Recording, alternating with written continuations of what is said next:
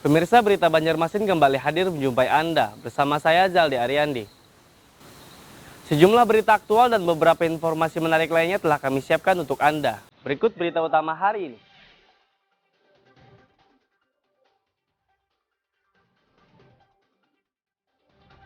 Pendemo menuntut Kepala Kejati Kalsel menuntaskan pengusutan kasus korupsi sebelum pensiun.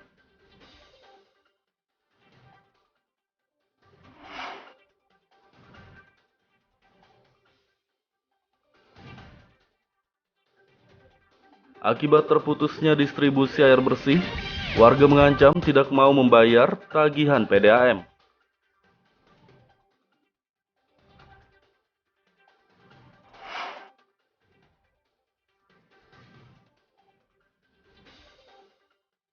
Air sungai yang pasang meluap hingga ke permukiman warga.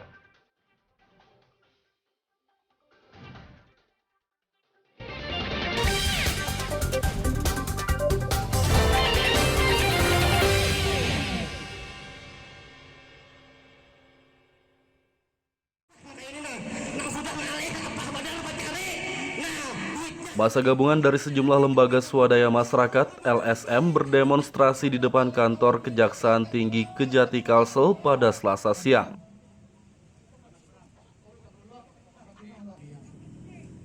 Dalam aksi ini mereka menuntut Kepala Kejati Kalsel, Rudi Prabowo Aji, menuntaskan pengusutan kasus dugaan korupsi sebelum purna tugas atau pensiun.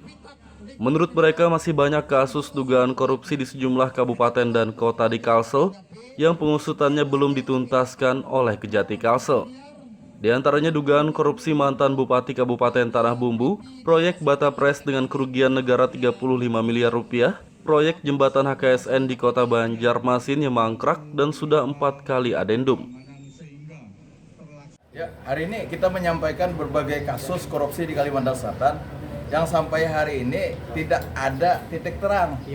Kita minta supaya Kejati sebelum masuk masa pensiun ada kasus-kasus yang sampai ke pengadilan. Karena banyak sekali kasus-kasus yang disampaikan kawan-kawan melalui Kejati tetapi sampai hari ini tidak jalan. Jadi kita minta segera sebelum beliau masuki masa pensiun, kasus-kasus yang kita sampaikan segera berproses. Salah satu kasus yang menonjol apa Bang Ali menurut dia? Kasus yang menonjol yang kemarin melibatkan mantan Bupati Tanah Bumbu sampai hari ini tidak ada titik terangnya. Berbagai kasus, ada yang pengadaan proyek Batapres 35 miliar, kemudian ada 24 miliar, berbagai kasus, hampir 13 kasus yang kami sampaikan tidak jalan. Dalam aksi ini, massa juga menyoroti maraknya pertambangan ilegal di Kabupaten Tanah Laut yang menyebabkan jalan negara dan ekosistem di wilayah tersebut menjadi rusak. Dari kota Banjarmasin, Lutfi Darlan dan Fahrulani melaporkan. Banyunya yang bayar, lu pakai listrik loh. Sudah lebih dari sepekan, warga di 6 RT kawasan Alalak Tengah Banjarmasin Utara kesulitan air bersih akibat terputusnya distribusi dari PDAM Banjarmasin.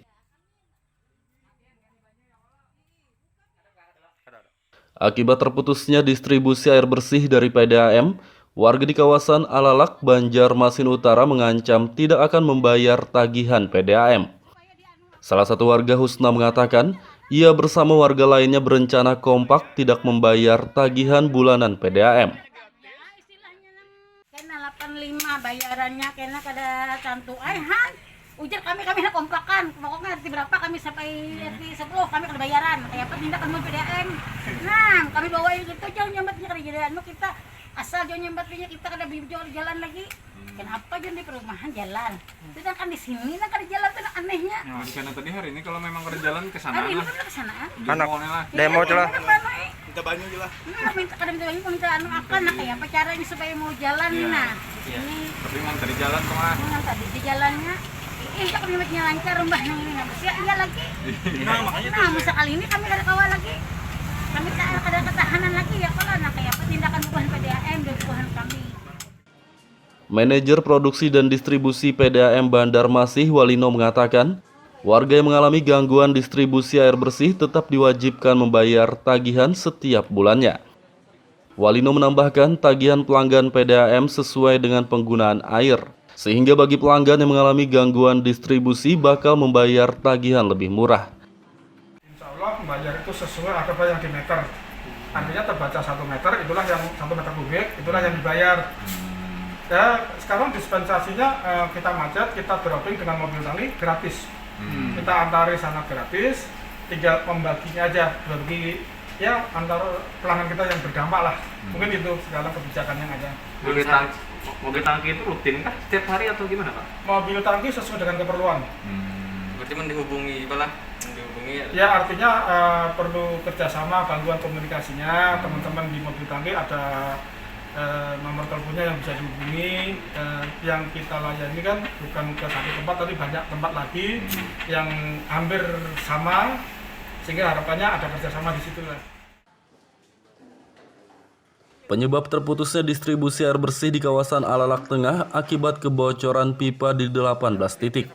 Pihaknya sudah menemukan 16 titik kebocoran pipa dan telah memperbaikinya, namun 2 titik kebocoran lainnya masih dalam pencarian.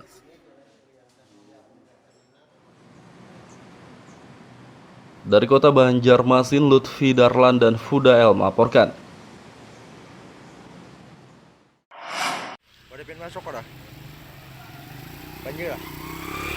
Air Sungai Pasang meluap hingga ke permukiman warga di kawasan Queen Utara, Banjarmasin Utara. Terpantau pada Senin malam, jalan di kawasan Queen Utara, Banjarmasin Utara terendam air luapan sungai dengan ketinggian sekitar 30 cm. Tak hanya merendam jalan, luapan air sungai juga masuk ke sejumlah rumah, sehingga warga pun harus mengamankan barang-barang berharga mereka agar tidak terendam. Sebelum harinya tuh, hari-hari kemarin tuh sudah pasang air. Pasang cuman kada sampai ini. Kalau sampai setinggi inilah. Untuk kondisi rumah sendiri yang di pinggiran sungai seperti apa dampaknya? Dampaknya tuh sampai calap sampai Ke rumah lah. sampai dapur.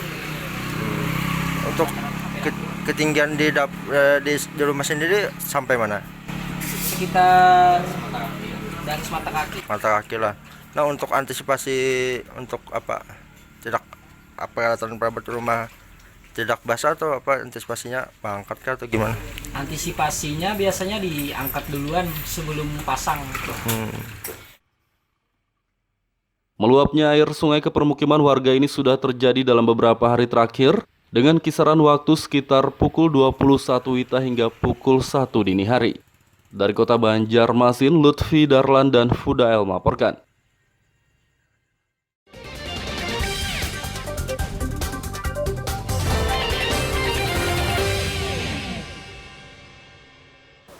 Pemirsa masih bersama kami dalam Berita Banjarmasin. Bagi Anda yang baru bergabung, berikut Berita Banjarmasin utama hari ini.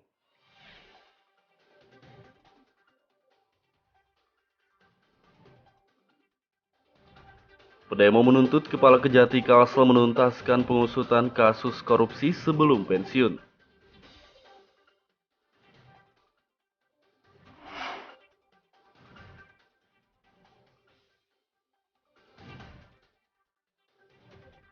Akibat terputusnya distribusi air bersih, warga mengancam tidak mau membayar tagihan PDAM.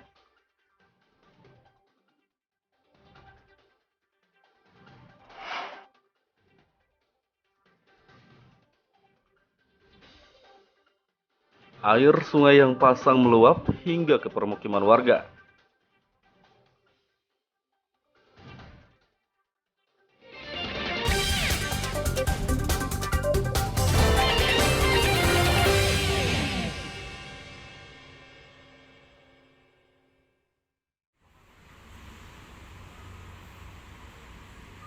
Tingginya curah hujan dalam beberapa hari terakhir menjadi perhatian serius bagi Dewan Perwakilan Rakyat Daerah DPRD Kota Banjarmasin.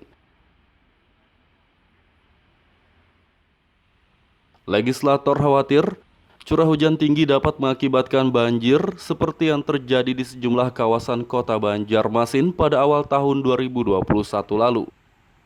Wakil rakyat pun meminta kepada pemerintah Kota Banjarmasin untuk menggencarkan program normalisasi sungai.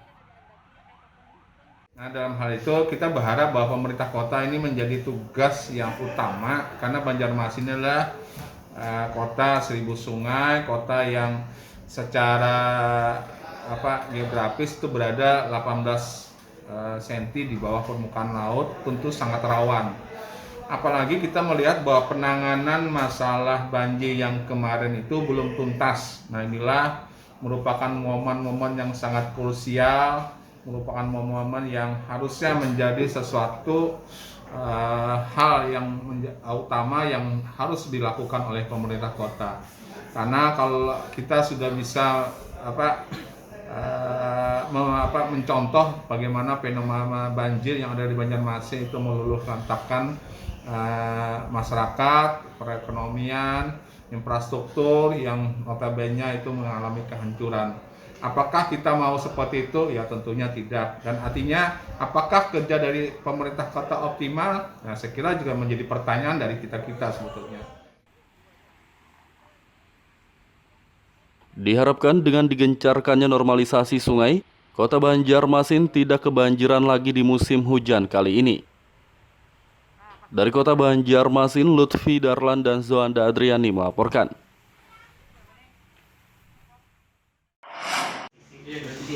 Kalau izin bandonya, itu bangunannya. Insiden pemukulan terhadap pemilik reklame yang diduga dilakukan oleh petugas Satpol PP Kota Banjarmasin disoroti oleh Dewan Perwakilan Rakyat Daerah DPRD setempat.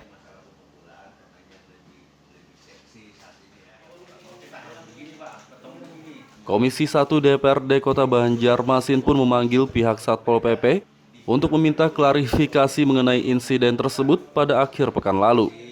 Dalam pemanggilan ini, legislator juga menanyakan mengenai reklame di sejumlah kawasan Kota Banjarmasin yang juga melanggar aturan namun belum dibongkar. Wakil rakyat meminta pemerintah Kota Banjarmasin tidak tebang pilih dalam menertibkan reklame yang melanggar aturan.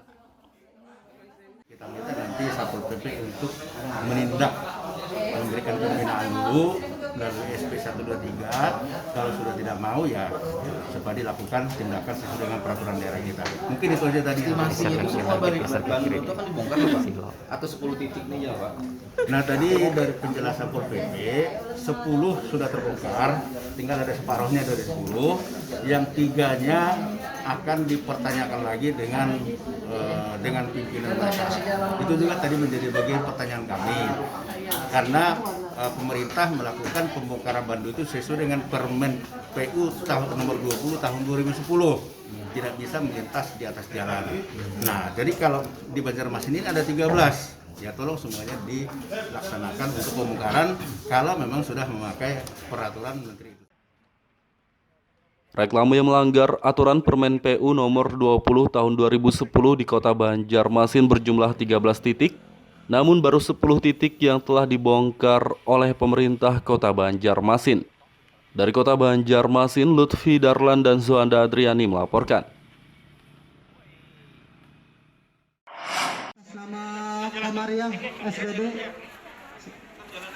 Pemberlakuan pembatasan kegiatan masyarakat PPKM di Kota Banjarmasin tetap bertahan di level 2.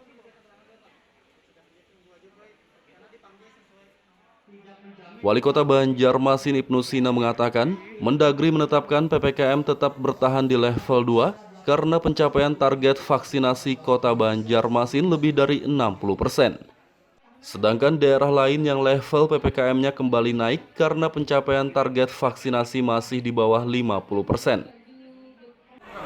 Kalau Banjarmasin di level 2, yang lain itu sebetulnya naik level karena vaksinasi di bawah 40%. Ditambahkan satu Jadi kabupaten kota yang levelnya itu vaksinasinya masih di bawah 40%, maka statusnya dinaikkan satu tingkat. Ya, makanya untuk kita kan sudah di angka 64%. Jadi sudah melampaui target itu, walaupun kita punya target paling tidak di puncak hari kesehatan nasional di angka 70%.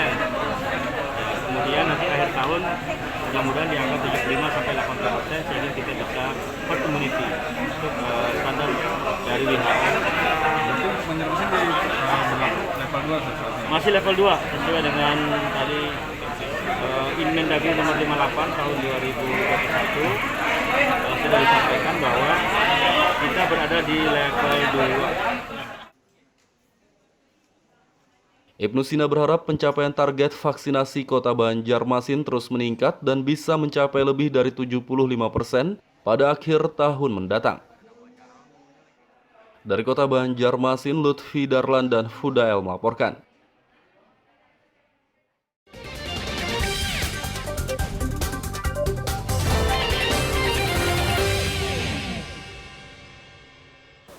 Pemirsa masih bersama kami dalam Berita Banjarmasin. Bagi Anda yang baru bergabung, berikut Berita Banjarmasin utama hari ini.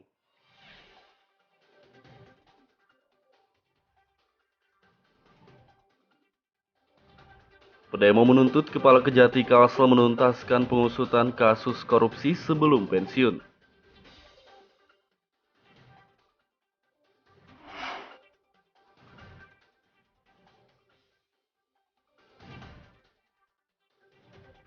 Akibat terputusnya distribusi air bersih, warga mengancam tidak mau membayar tagihan PDAM.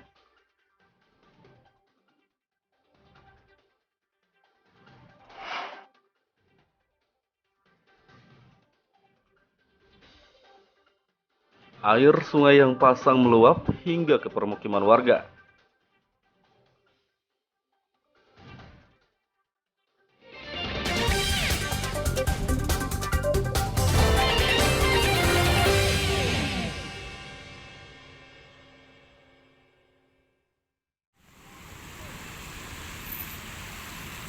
Akibat proyek normalisasi sungai, trotoar di kawasan Ahmad Yani kilometer 6 Banjarmasin Timur menjadi rusak.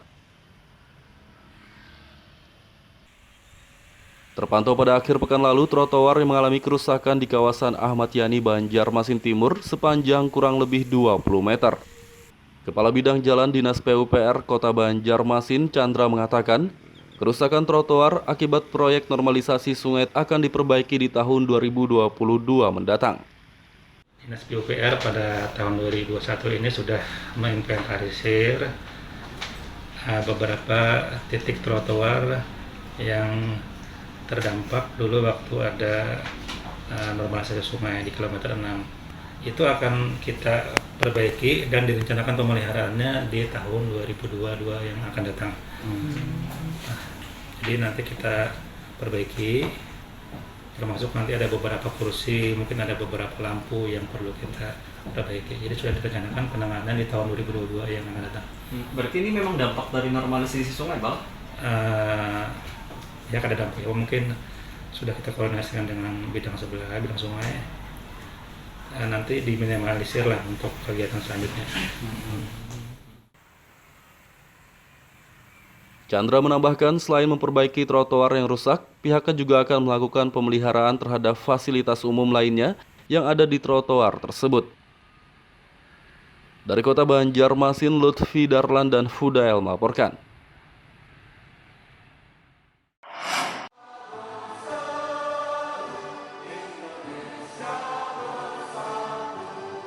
Puluhan atlet ikuti kejuaraan provinsi Kejurprov tenis meja yang digelar oleh Persatuan Tenis Meja Seluruh Indonesia PTMSI Kalimantan Selatan.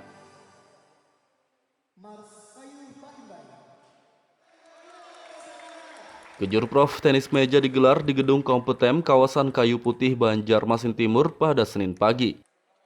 Kejuaraan yang akan berlangsung selama 6 hari tersebut diikuti 60 atlet dari berbagai kabupaten dan kota di Kalsel. Salah satu peserta asal Kabupaten Tanah Bumbu, Sarifah Padilah, mengaku sudah mempersiapkan diri selama 6 bulan untuk ajang ini.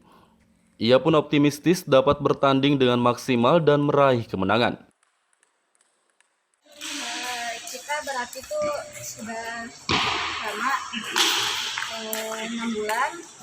Targetnya kita tuh insya Allah mudah-mudahan dengan kerja keras kita target final insya Allah. Emas.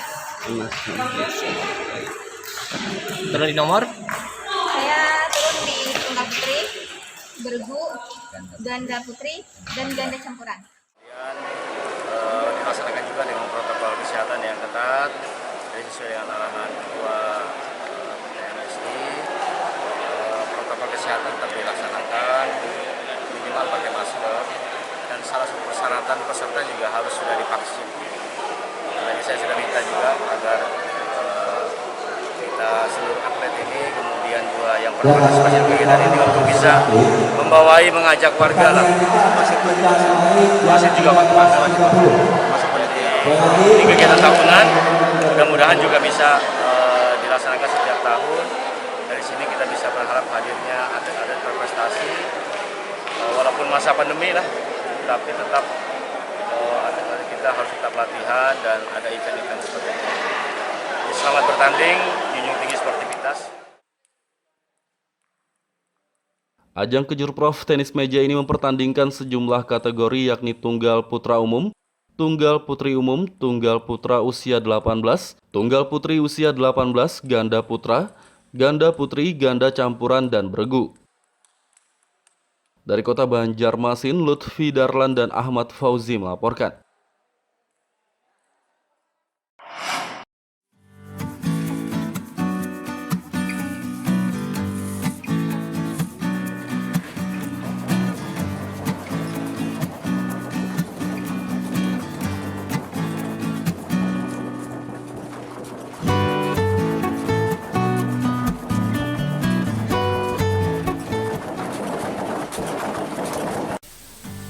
Tumbuhan purun merupakan jenis tumbuhan liar yang biasanya tumbuh di daerah dataran rendah seperti di lahan hutan galam atau lahan pertanian.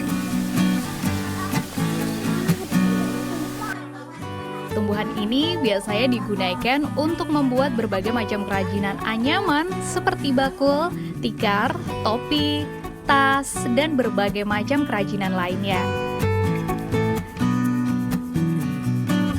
Kerajinan anyaman purun biasanya ditekuni oleh kaum ibu-ibu petani seperti di Kabupaten Batola ini. Penganyaman tumbuhan purun menjadi kerajinan merupakan kegiatan yang biasa mereka lakukan sehari-hari di sela waktu mereka bertani.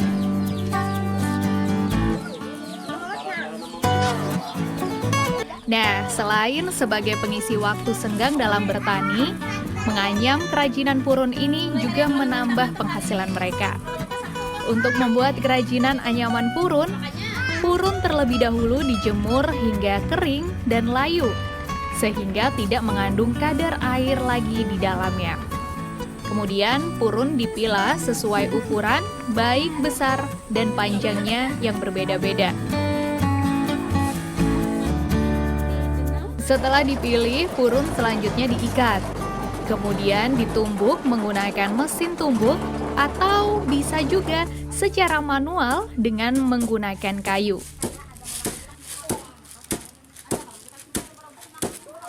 Proses ini akan membuat purun lebih kuat dan benar-benar kering serta tidak mengandung kadar air lagi.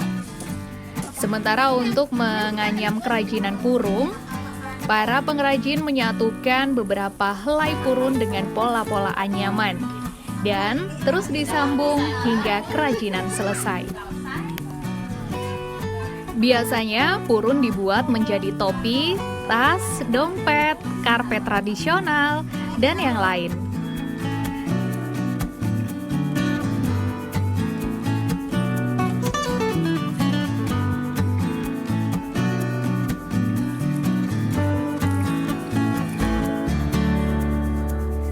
Salah seorang pengrajin anyaman purun, yaitu Erna, mengatakan membuat kerajinan purun merupakan kegiatan sampingan selain bertani. Dengan menganyam purun, dia mendapatkan tambahan penghasilan untuk kebutuhan sehari-hari keluarganya. Kalau selain membuat tikar ini apa biasanya? Itu rumah petani kita habis tanam ini yang sampingannya lagi.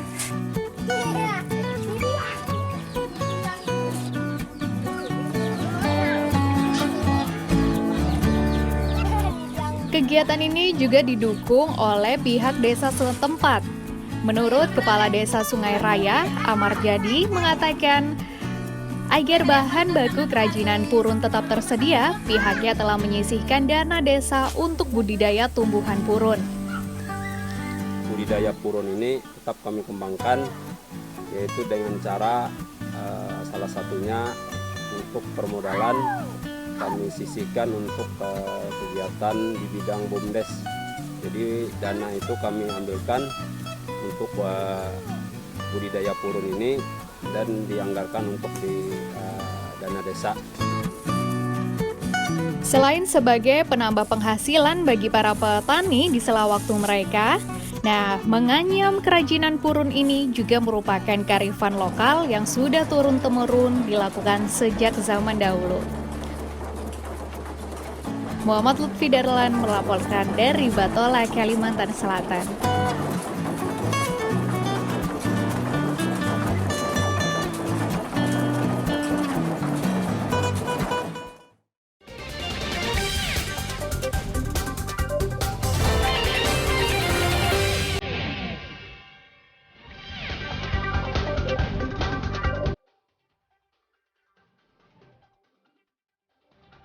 Pendemo menuntut Kepala Kejati Kalsel menuntaskan pengusutan kasus korupsi sebelum pensiun.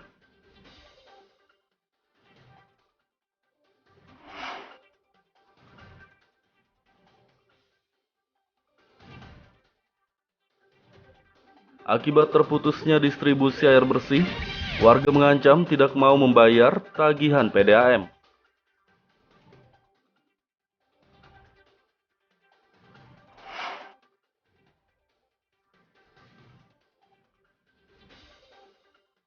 Air sungai yang pasang meluap hingga ke permukiman warga.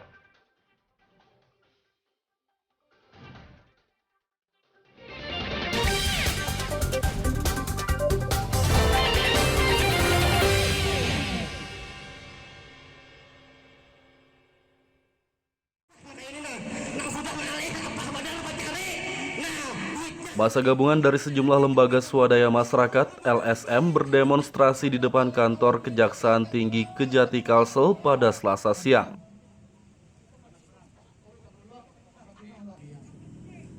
Dalam aksi ini mereka menuntut Kepala Kejati Kalsel, Rudi Prabowo Aji, menuntaskan pengusutan kasus dugaan korupsi sebelum purna tugas atau pensiun. Menurut mereka masih banyak kasus dugaan korupsi di sejumlah kabupaten dan kota di Kalsel yang pengusutannya belum dituntaskan oleh Kejati Kalsel. Di antaranya dugaan korupsi mantan Bupati Kabupaten Tanah Bumbu, proyek Batapres dengan kerugian negara 35 miliar rupiah, proyek jembatan HKSN di kota Banjarmasin yang mangkrak dan sudah 4 kali adendum. Ya, hari ini kita menyampaikan berbagai kasus korupsi di Kalimantan Selatan yang sampai hari ini tidak ada titik terang. Kita minta supaya Kejati sebelum masuk masa pensiun ada kasus-kasus yang sampai ke pengadilan. Karena banyak sekali kasus-kasus yang disampaikan kawan-kawan melalui Kejati tetapi sampai hari ini tidak jalan. Jadi kita minta segera sebelum beliau memasuki masa pensiun, kasus-kasus yang kita sampaikan segera berproses. Salah satu kasus yang menonjol apa Bang Ali menurut Pian? Kasus yang menonjol yang kemarin melibatkan mantan Bupati Tanah Bumbu sampai hari ini tidak ada titik terangnya. Berbagai kasus, ada yang pengadaan proyek Batapres 35 miliar, kemudian ada 24 miliar, berbagai kasus, hampir 13 kasus yang kami sampaikan tidak jalan. Dalam aksi ini, massa juga menyoroti maraknya pertambangan ilegal di Kabupaten Tanah Laut yang menyebabkan jalan negara dan ekosistem di wilayah tersebut menjadi rusak. Dari kota Banjarmasin, Lutfi Darlan dan Fahrulani melaporkan.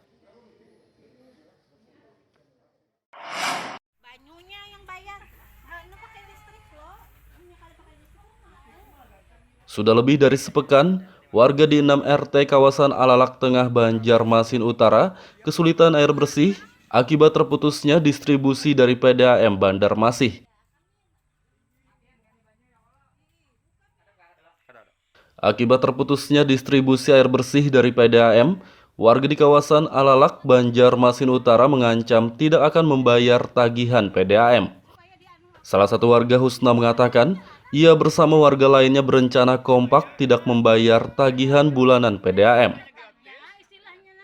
Kena 85 bayarannya, kena kada cantu han. Ujar kami nak kompakan, pokoknya RT berapa kami sampai RT 10 kami kada bayaran. Kayak apa tindak kami PDAM. Nah, kami bawain itu jauh nyambatnya kada jalan kita asal jauh nyambatnya kita kada jual jalan lagi. Kenapa aja di perumahan jalan? Itu kan di sini kan di jalan tuh anehnya. Ya, karena tadi hari ini kalau memang ada jalan ke sana. Hari ini kan ke sana. Anak demo lah. Minta banyak lah. Minta kadang minta anu akan nah kayak apa caranya supaya mau jalan nah. Ini tapi memang tadi jalan kemana? yang tadi di jalannya kami macamnya lancar mbah nang ini nggak iya lagi. Nah, masa kali ini kami ada kawal lagi. Kami tak ada ketahanan lagi ya kalau nah kayak apa tindakan bukan PDAM dan bukan kami. Manajer Produksi dan Distribusi PDAM Banjarmasin Walino mengatakan, warga yang mengalami gangguan distribusi air bersih tetap diwajibkan membayar tagihan setiap bulannya. Walino menambahkan tagihan pelanggan PDAM sesuai dengan penggunaan air, sehingga bagi pelanggan yang mengalami gangguan distribusi bakal membayar tagihan lebih murah. Insya Allah membayar itu sesuai apa yang di meter. Artinya terbaca 1 meter, itulah yang 1 meter kubik, itulah yang dibayar. Ya, sekarang dispensasinya kita macet, kita dropping dengan mobil tangki gratis. Kita antari sana gratis, tinggal membaginya aja, bagi ya antara pelanggan kita yang berdampak lah. Mungkin itu segala kebijakan yang ada. Mobil tangki itu rutin kah? Setiap hari atau gimana Pak? Mobil tangki sesuai dengan keperluan. Berarti dihubungi malah dihubungi ya artinya perlu kerjasama, bantuan komunikasinya. Teman-teman di mobil tangki ada nomor teleponnya yang bisa dihubungi. Yang kita layani kan bukan ke satu tempat, tapi banyak tempat lagi yang hampir sama, sehingga harapannya ada kerjasama di situ lah. Penyebab terputusnya distribusi air bersih di kawasan Alalak Tengah akibat kebocoran pipa di 18 titik. Pihaknya sudah menemukan 16 titik kebocoran pipa dan telah memperbaikinya, namun 2 titik kebocoran lainnya masih dalam pencarian.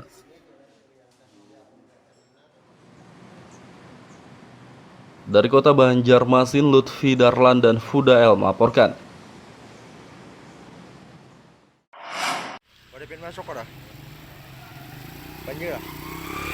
Air Sungai Pasang meluap hingga ke permukiman warga di kawasan Queen Utara, Banjarmasin Utara. Terpantau pada Senin malam, jalan di kawasan Queen Utara, Banjarmasin Utara terendam air luapan sungai dengan ketinggian sekitar 30 cm. Tak hanya merendam jalan, luapan air sungai juga masuk ke sejumlah rumah, sehingga warga pun harus mengamankan barang-barang berharga mereka agar tidak terendam. Sebelum harinya tuh, hari-hari kemarin tuh sudah pasang air. Pasang cuman kada sampai ini. Kada sampai setinggi inilah. Untuk kondisi rumah sendiri yang di pinggiran sungai seperti apa dampaknya?